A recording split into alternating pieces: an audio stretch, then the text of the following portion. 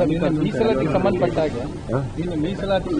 ಹಾಗೆ ಸಂಪುಟ ಒಂದು ತೀರ್ಮಾನ ಮಾಡ್ತಾ ಅದಕ್ಕೆ ಬಿಜೆಪಿ ತೀವ್ರ ಆಕ್ಷೇಪವನ್ನು ವ್ಯಕ್ತಪಡಿಸ್ತಾರೆ. ನಾವು ಆಲೆ ಕಮಿಟ್ಮೆಂಟು ಚಿತ್ರದುರ್ಗದಲ್ಲೇ ಮಾಡಿದ್ದೆ.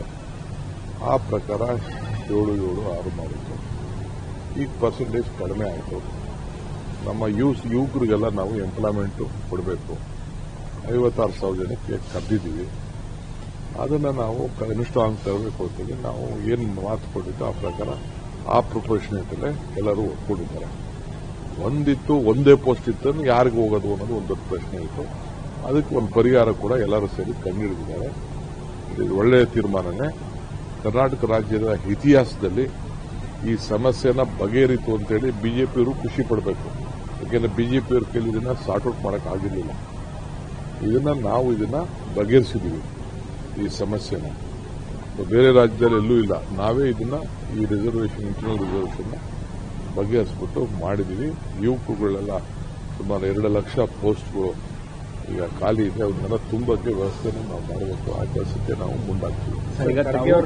ನೀವು ಮತ್ತೆ ಸುರೇಶ್ ಅವರು ಭೇಟಿಯಾಗಿದ್ವಿ. ಸುಮಾರು 4 ಗಂಟೆ ಚರ್ಚೆ ಮಾಡಿದ್ವಿ. ಅದೆಲ್ಲ ನಾನು PCC ಪ್ರೆಸಿಡೆಂಟ್, ಅವ್ರು ACC ಪ್ರೆಸಿಡೆಂಟು. ಅವ್ನು ನಾನು ಭೇಟಿ ಮಾಡೋದು, ನಮ್ಮ ಪಾರ್ಟಿ ಲೀಡರ್ಗಳ ಭೇಟಿ ಮಾಡೋದು, ಇನ್ನು ಅದನ್ನ ನಾನು ಮಾಡ್ತಾ ಇದ್ದೀನಿ. ಇನ್ಯಾರು ಮಾಡ್ತಾರೆ?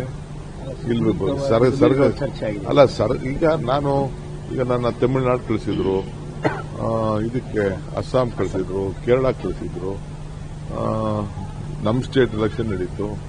ಇವೆಲ್ಲ ಅವ್ರಿಗೆಲ್ಲ ಹೇಳ್ಬೇಕಲ್ಲ ಏನೇನಾಯ್ತು ಅಂತ. ಈಗ ತಮಿಳುನಾಡಿಗೆ ಹೋಗಿ ನಾನು ಮ್ಯಾನಿಫೆಸ್ಟೋ ರಿಲೀಸ್ ಮಾಡಕ್ಕೆ ಹೇಳಿದ್ವಿ. ಅಲ್ಲಿ ಹೋಗಿ ಕಂಪ್ಲೀಟ್ ಕ್ಯಾಂಪೇನಿಂಗ್, ರಾಹುಲ್ ಗಾಂಧಿ ಕ್ಯಾಂಪೇನಲ್ಲೂ ನಾನಿದ್ದೆ. ಇವರು ಸ್ಟಾಲಿನ್ ಅವ್ರ ಜೊತೆ ಕ್ಯಾಂಪೇನಿಂಗಲ್ಲೂ ಇದ್ದೆ. ಕೇರಳಲ್ಲೂ ಅಷ್ಟೇ ಕ್ಯಾಂಪೇನಿಂಗ್ಗಳಲ್ಲೂ ಇದ್ದೆ ನಾನು. ಇಲ್ಲೂ ಕೂಡ ಅಸ್ಸಾಮಲ್ಲೂ ಇದ್ದೆ. ಈಗ ಅಸ್ಸಾಂಗೆ ಕೊನೆ ದಿನ ಒಂದಿನ ಹೋಗ್ಬೇಕಾಗ್ತದೆ.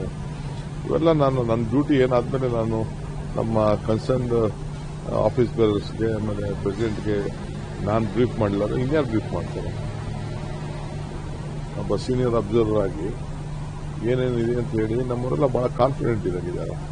ಅಸ್ಸಾಂ ಅಂತೂ ಕೂಡ ಬಹಳ ಕಾನ್ಫಿಡೆಂಟ್ ಆಗಿದ್ದಾರೆ, ತಮಿಳುನಾಡು ಕಾನ್ಫಿಡೆಂಟ್ ಆಗಿದ್ದಾರೆ, ಕೇರಳ ಕಾನ್ಫಿಡೆಂಟ್ ಆಗಿದ್ದಾರೆ. ಅವೆಲ್ಲ ಕಾನ್ಫಿಡೆಂಟ್ ಆಗಿದ್ದಾರೆ. ದಾವಣಗೆರೆ ಬೈ ಎಲೆಕ್ಷನ್ ವಿಚಾರನೂ ಕೂಡ ಚರ್ಚೆ ಆಗ್ತಾ ಇತ್ತು. ರಿಪೋರ್ಟ್ ಏನಿಲ್ಲ, 2 ಗೆಲ್ತೀವಿ. ಚರ್ಚೆ ಏನಿಲ್ಲ, ಗೆಲ್ತೀವಿ.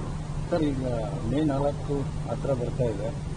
ಅಂದ್ರೆ ಫಲಿತಾಂಶ ಆದ್ಮೇಲೆ ಕರ್ನಾಟಕದ ಸಮಸ್ಯೆಯನ್ನು ಬಗೆಹರಿಸ್ತೀವಿ ಅನ್ನೋ ನಿಟ್ಟಿನಲ್ಲಿ ಹೈಕಮಾಂಡ್ ಯಾವ ಸಮಸ್ಯೆನೂ ಇಲ್ಲ. ಸಮಸ್ಯೆ ನಿಮಗಿದೆ ಅಷ್ಟೇ, ನಮ್ಗೆ ಯಾವ ಸಮಸ್ಯೆ ಇಲ್ಲ ಸರ್ ಪಾರ್ಟಿಯಲ್ಲಿ. ನಮ್ಮ ಕಾರ್ಯಕ್ರಮಗಳನ್ನು ನೀವು ನೋಡ್ತಾ ಇದ್ರೆ ನಮ್ಮ ಚಾನೆಲ್ ಅನ್ನ ಸಬ್ಸ್ಕ್ರೈಬ್ ಮಾಡಿ, ಪಕ್ಕದ ಬೆಲ್ ಐಕಾನ್ ಒತ್ತಿ ನಮ್ಮನ್ನ ಬೆಂಬಲಿಸಿ.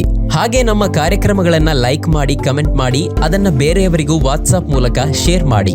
ನೀವು ಹೀಗೆ ಮಾಡಿದಾಗ ನಮ್ಮ ಚಾನೆಲ್ ಮತ್ತಷ್ಟು ಜನರಿಗೆ ತಲುಪಲು ನೀವು ನಮ್ಮೊಂದಿಗೆ ಸಹಕರಿಸಿದ ಹಾಗಾಗುತ್ತೆ. ಇದು ನೀವು ಯಾವುದೇ ಖರ್ಚಿಲ್ಲದೆ ಕೆಲವೇ ಸೆಕೆಂಡುಗಳಲ್ಲಿ ನೀಡಬಹುದಾದ ಸಹಕಾರ. ಧನ್ಯವಾದಗಳು.